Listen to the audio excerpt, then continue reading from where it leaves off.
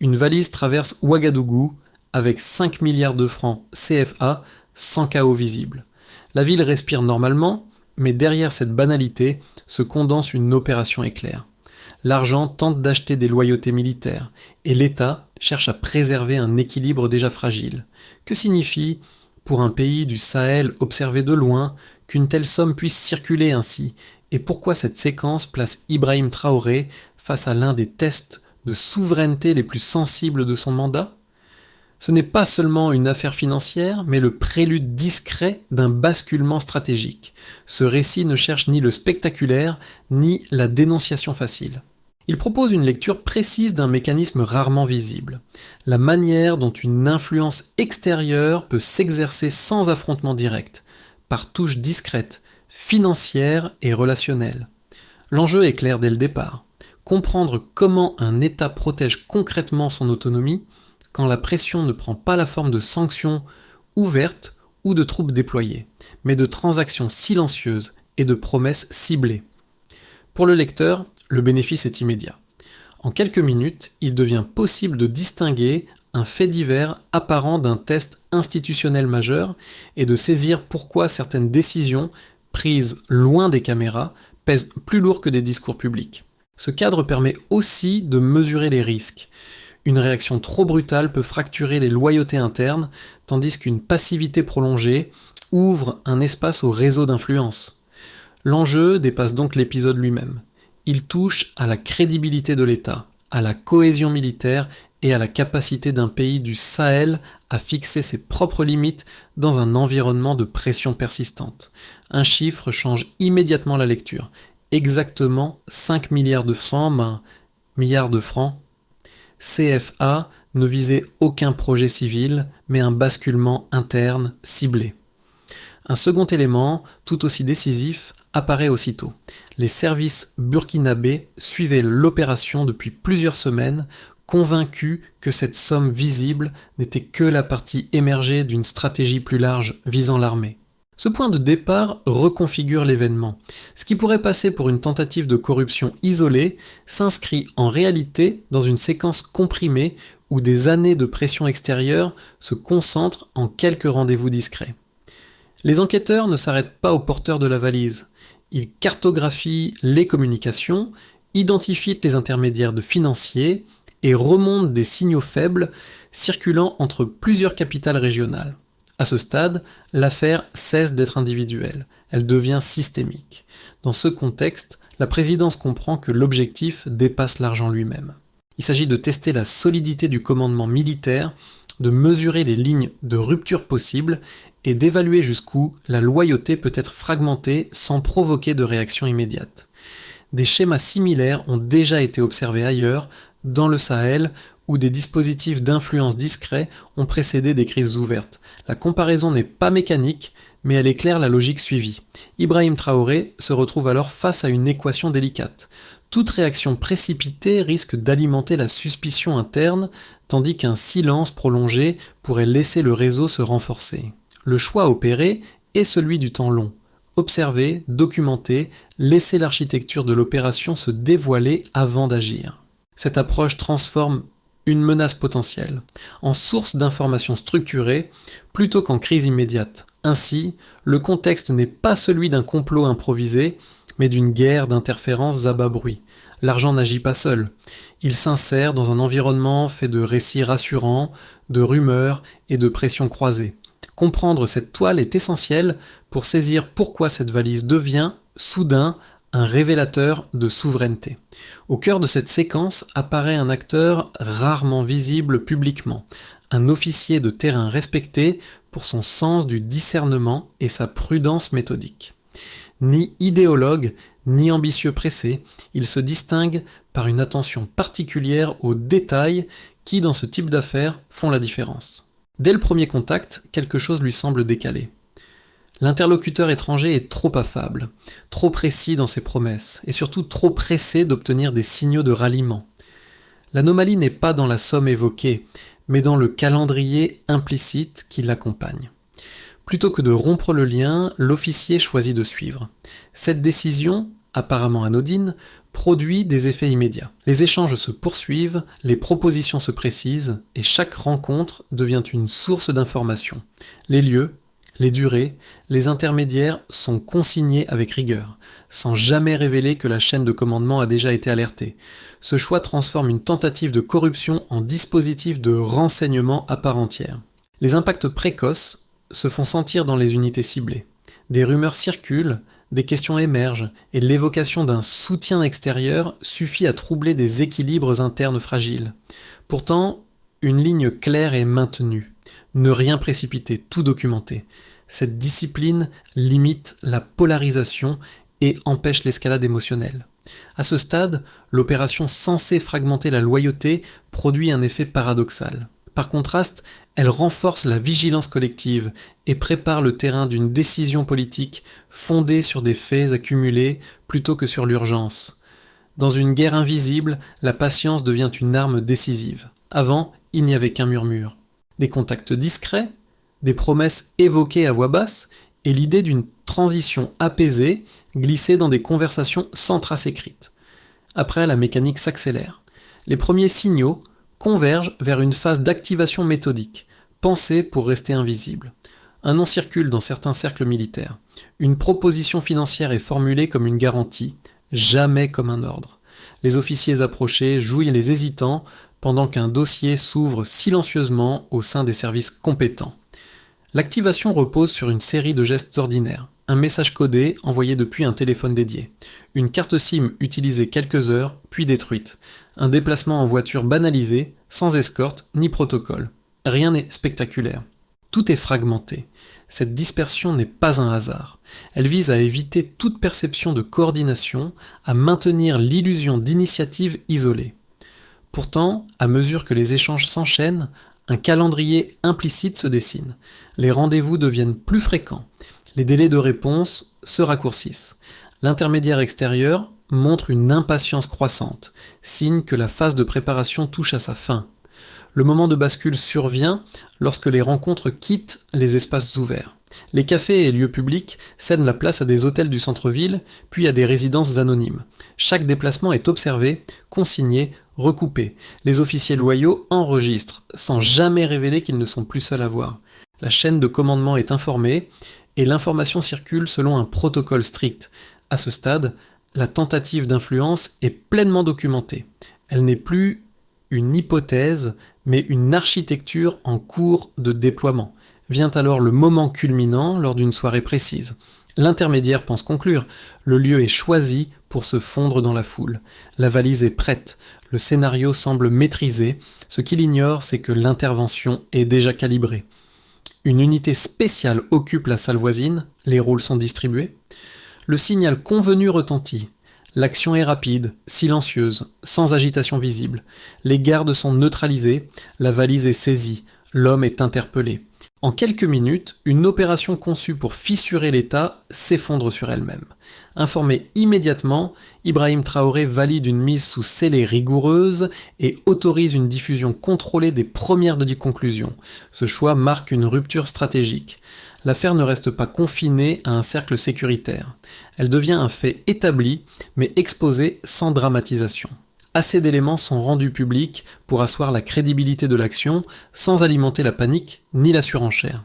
Les répliques des sons rapides, les réseaux sociaux relaient l'information, les radios s'en emparent, dans les rues, l'arrestation prend une dimension symbolique. La tentative de fragmentation se transforme en moment de cohésion. Ce retournement révèle une dynamique centrale. Une pression pensée pour agir dans l'ombre perd son avantage dès lors qu'elle est mise en lumière.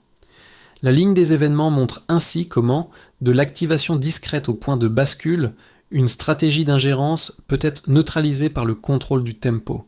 Avant l'interception, le dossier ne contenait que des soupçons diffus. Après l'arrestation, 3 repères font basculer l'analyse vers la preuve. Cette transition du bruit à la donnée structure toute la séquence et permet d'évaluer l'ampleur réelle de l'ingérence, au-delà des perceptions et des récits concurrents. Commençons par les flux financiers. Entre juillet et octobre 2024, 5,3 milliards de francs CFA transitent par des circuits parallèles liés à des structures écrans. Ce montant révèle un circuit durable plutôt qu'une transaction ponctuelle. L'argent ne suit pas un trajet unique. Il se fragmente, passe par des intermédiaires installés entre l'Europe et l'Afrique de l'Ouest, puis converge vers des points de contact précis. Cette architecture financière indique une préparation en amont et une volonté de contourner les mécanismes officiels de contrôle. Elle montre aussi que la somme saisie dans la valise n'est pas un geste isolé, mais l'aboutissement visible d'un dispositif plus large. Dans cette lecture, l'argent agit comme un test, mesurer quelles loyautés peuvent être approchées sans provoquer immédiatement de réaction institutionnelle. Poursuivons avec les communications. Les enquêteurs identifient 32 appels cryptés sur une période inférieure à 3 semaines, émis depuis des terminaux dédiés vers des contacts situés à l'étranger. Pris ensemble, ces appels indiquent une coordination étroite et planifiée. Isolément, chaque échange pourrait paraître anodin. Mis en série, ils dessinent un rythme précis, aligné sur les étapes de la tentative d'influence. Les pics d'activité coïncident avec des phases clés. Intensification des contacts, resserrement du calendrier, préparation du rendez-vous final. Cette synchronisation montre que l'argent et l'information avancent de concert, selon une logique opérationnelle cohérente. Elle invalide l'hypothèse d'une initiative improvisée ou strictement individuelle, et puis vient la réaction sociale. Dans les 48 heures suivant l'annonce de l'arrestation, plus de 1,2 million de messages de soutien sont recensés sur les réseaux sociaux. Ce volume traduit une cohésion interne largement sous-estimée. Cette donnée ne mesure pas une adhésion aveugle, mais un réflexe collectif. Là où les réseaux d'influence misaient sur la discrétion et la fragmentation, la réponse devient massive et visible. Elle transforme un événement sécuritaire en signal politique, indiquant que la tentative d'ingérence n'a pas trouvé l'effet de surprise escompté. Pris ensemble, ces 3 indicateurs forment un triptyque lisible. Les flux financiers montrent l'organisation. Les communications établissent la coordination. La mobilisation sociale révèle l'impact réel sur le terrain. Aucun de ces éléments, pris isolément, ne suffirait à clore le débat. Leur convergence, en revanche, réduit fortement la zone d'ambiguïté. La décision de rendre publics ces repères, assumée par Ibrahim Traoré, s'inscrit dans une stratégie d'exposition calculée. Il ne s'agit pas de tout dévoiler, mais de déplacer la discussion vers des faits vérifiables. Cette bascule contraint les acteurs extérieurs à réagir face à des données, plutôt qu'à contester des intentions. Elle transforme la transparence en outil défensif. Ainsi, la séquence chiffrée ne sert pas seulement à convaincre, elle redéfinit le rapport de force narratif. Avant, l'affaire pouvait être reléguée au rang de soupçon contestable. Après, elle s'impose comme une démonstration structurée d'ingérence à bas bruit. C'est cette transition du qualitatif au mesurable qui donne à l'épisode sa portée institutionnelle.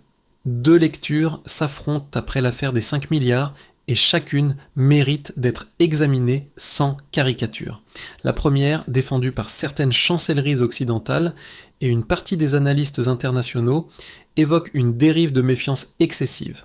Selon cette thèse, la dénonciation répétée de l'ingérence étrangère et la mise en avant de la souveraineté risquent d'isoler durablement le Burkina Faso. Les partisans de cette lecture rappellent que la coopération internationale demeure essentielle face à l'insécurité régionale.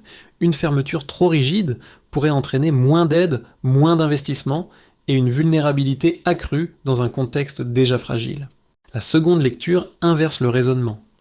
Pour ces défenseurs, notamment parmi une nouvelle génération d'intellectuels africains, la dépendance prolongée à des dispositifs extérieurs constitue un risque plus profond encore. Les aides conditionnelles, certains programmes sécuritaires et des montages financiers opaques auraient entretenu un modèle où l'autonomie reste limitée.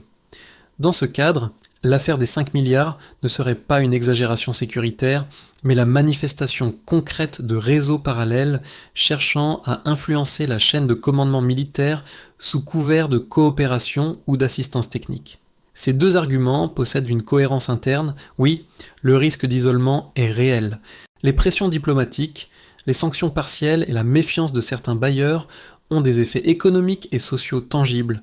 Un État confronté à l'insécurité peut difficilement absorber des chocs prolongés sans coût pour sa population. Cette inquiétude ne peut être balayée d'un revers de main.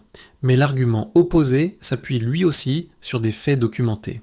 Les flux financiers tracés, les communications cryptées et la coordination transfrontalière établissent l'existence d'une tentative structurée d'achat de loyauté militaire.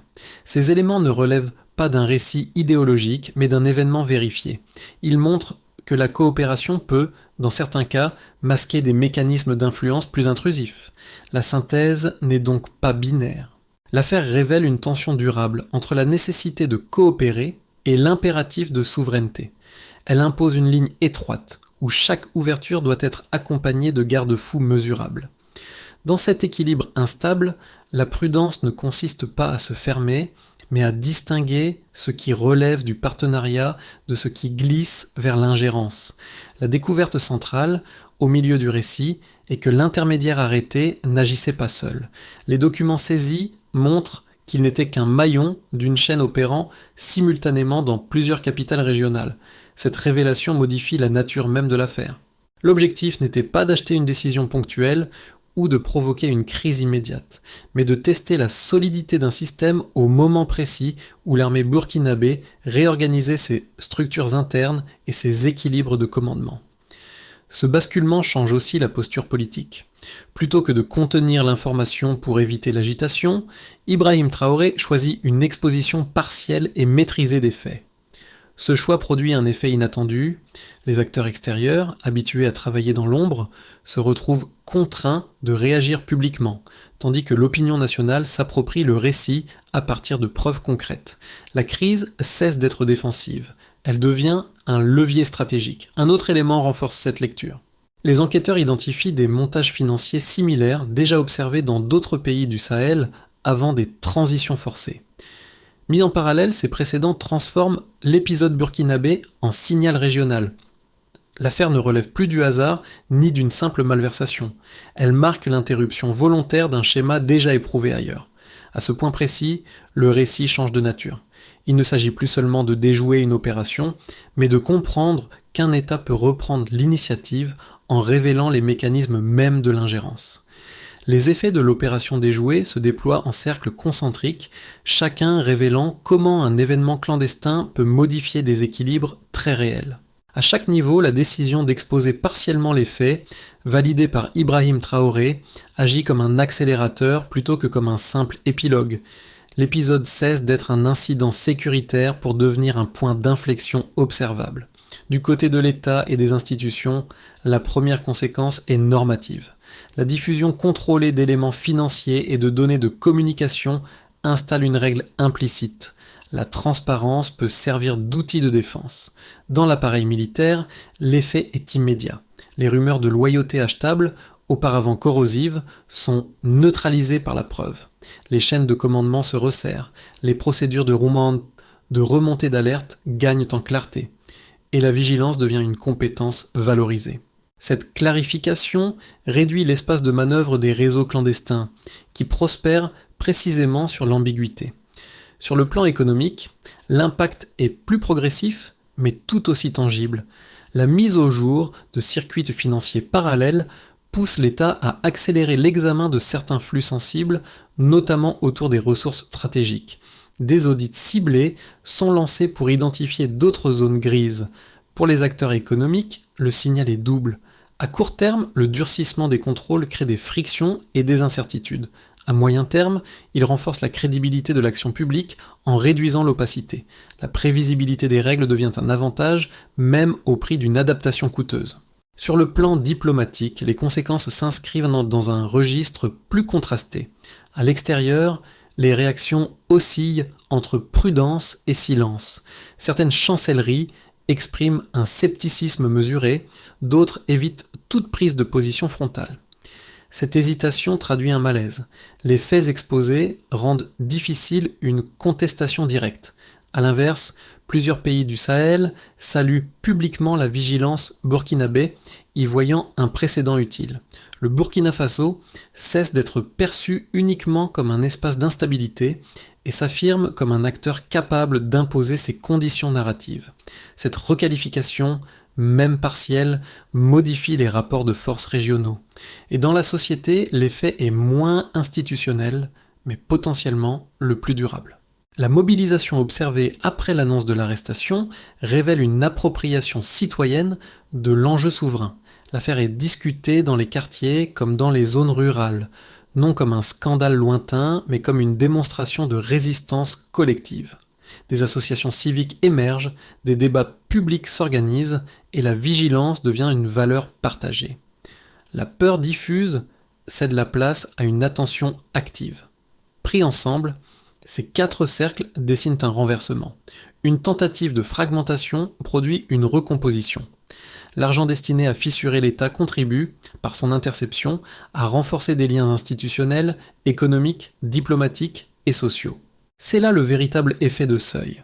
La souveraineté cesse d'être un principe abstrait et commence à se mesurer par des conséquences concrètes, observables et cumulatives. À partir des signaux observables après l'affaire des 5 milliards, 3 trajectoires se dessinent pour les mois à venir. Elles ne relèvent ni de la prédiction catégorique, ni du sensationnalisme, mais d'une lecture conditionnelle des dynamiques déjà engagées.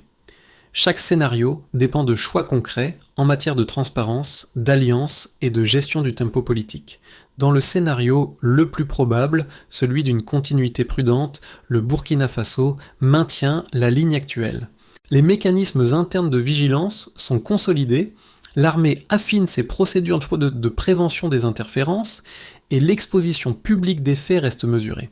Les audits économiques engagés produisent des ajustements progressifs sans rupture brutale avec les partenaires existants.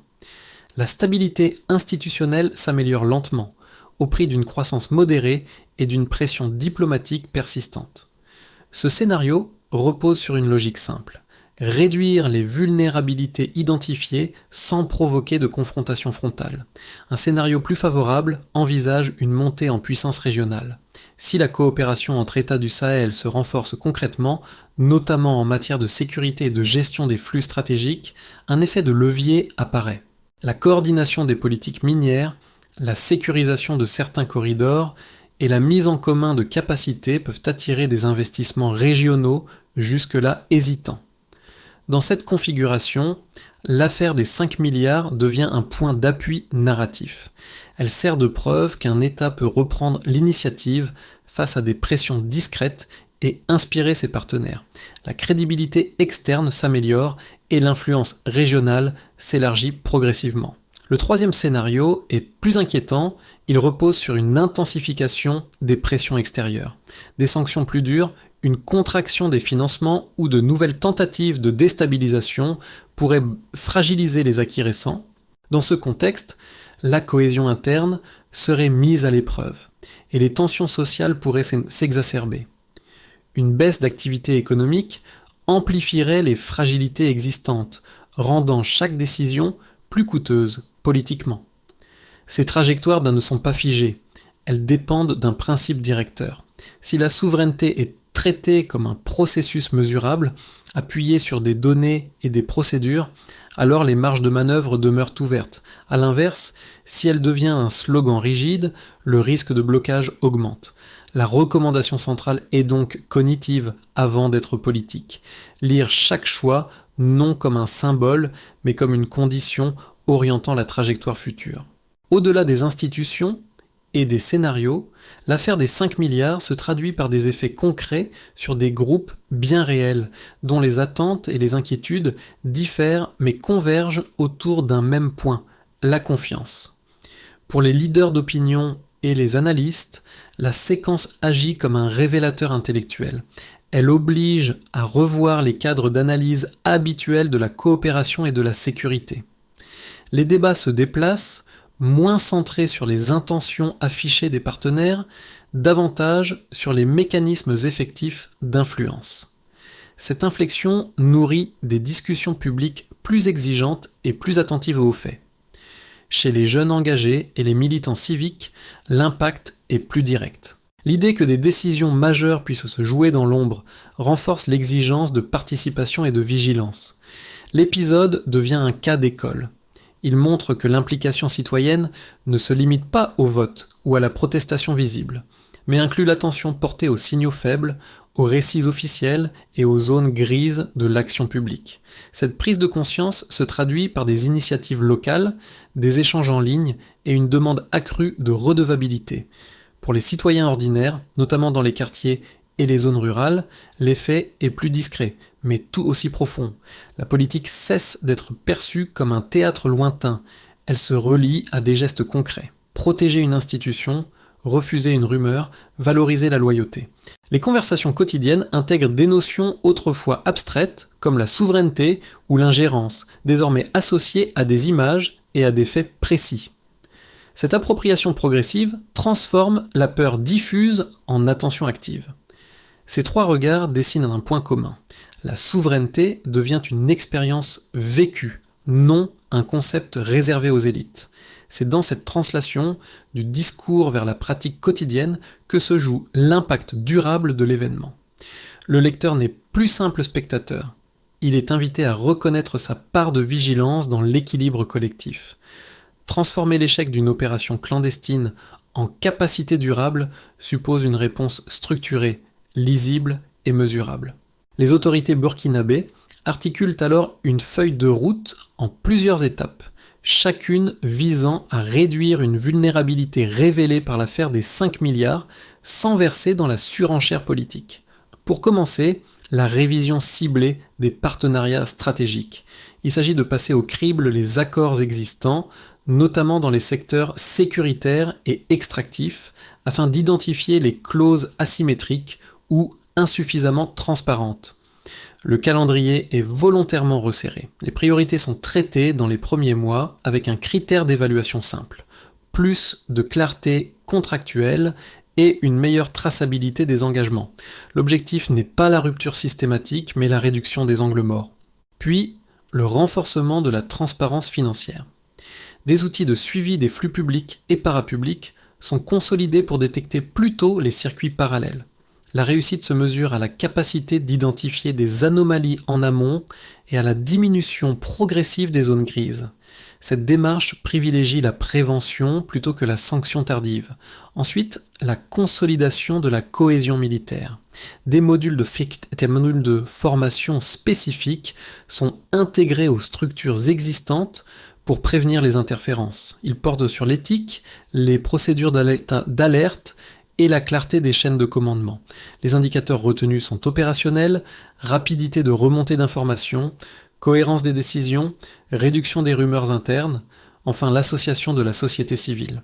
Des programmes civiques et des canaux de signalement élargissent la vigilance au-delà des institutions. La participation et la qualité des remontées deviennent des critères d'évaluation à part entière. Assumée au sommet par Ibrahim Traoré, cette feuille de route privilégie le mesurable au déclaratif. Elle vise une souveraineté opérante, évaluée par des résultats concrets plutôt que par des slogans. Lorsque la valise est saisie, l'image s'impose comme un motif durable. Un objet ordinaire, discret, devient le symbole d'un moment où un pays choisit de regarder une menace en face plutôt que de la laisser glisser dans l'ombre. Ce rappel renvoie aux premières heures de l'affaire, quand tout semblait banal, presque invisible, avant que la mécanique réelle ne se dévoile. L'officier de terrain, attentif aux détails et patient par choix, incarne cette vigilance silencieuse qui transforme une anomalie en preuve. Avec le recul, l'épisode ne se réduit ni à une arrestation, ni à une victoire tactique. Il marque un déplacement plus profond. La souveraineté cesse d'être une abstraction défendue par des discours. Elle se matérialise dans des procédures, des décisions graduées et une attention collective. C'est dans ce passage du symbolique au concret que se joue l'essentiel, loin des postures. Ibrahim Traoré apparaît ici moins comme une figure isolée que comme un point de convergence. Les choix opérés au sommet prennent sens parce qu'ils rencontrent une discipline institutionnelle et une vigilance diffuse, portée par des professionnels et relayée par la société. Le motif initial de la valise devient alors un rappel durable. Ce qui circule en silence peut, s'il est ignoré, façonner le destin d'un État. Une phrase s'impose, comme un écho final. La loyauté ne se négocie pas, elle se construit. Cette histoire ne se referme pas avec la saisie d'une valise, ni avec la publication de chiffres. Elle ouvre, au contraire, un espace de réflexion qui dépasse largement le Burkina Faso. Elle interroge toute société confrontée à des formes d'influence qui ne prennent plus la forme de conflits ouverts, mais de transactions ordinaires, de récits rassurants et de pressions à bas bruit. L'affaire des 5 milliards invite à regarder autrement la souveraineté, non comme un slogan figé, mais comme une pratique quotidienne faite de vigilance, de procédures et de choix collectifs. Pour l'observateur extérieur, le récit pose une question exigeante. Comment reconnaître une ingérence lorsqu'elle avance masquée, sans uniforme, ni déclaration officielle, et qu'elle emprunte les codes de la normalité? Pour le citoyen, il rappelle que l'autonomie d'un État ne repose pas uniquement sur ses dirigeants, mais aussi sur l'attention portée aux signaux faibles et sur la capacité à demander des comptes sans céder à la panique. En filigrane, la trajectoire incarnée par Ibrahim Traoré n'est ni un modèle à copier, ni un récit héroïque à consommer. Elle sert de point de départ à un débat plus large que chaque pays, chaque communauté doit mener selon son propre contexte. La question reste donc ouverte et elle s'adresse à chacun. Face aux pressions invisibles, choisit-on l'indifférence confortable ou l'engagement lucide ?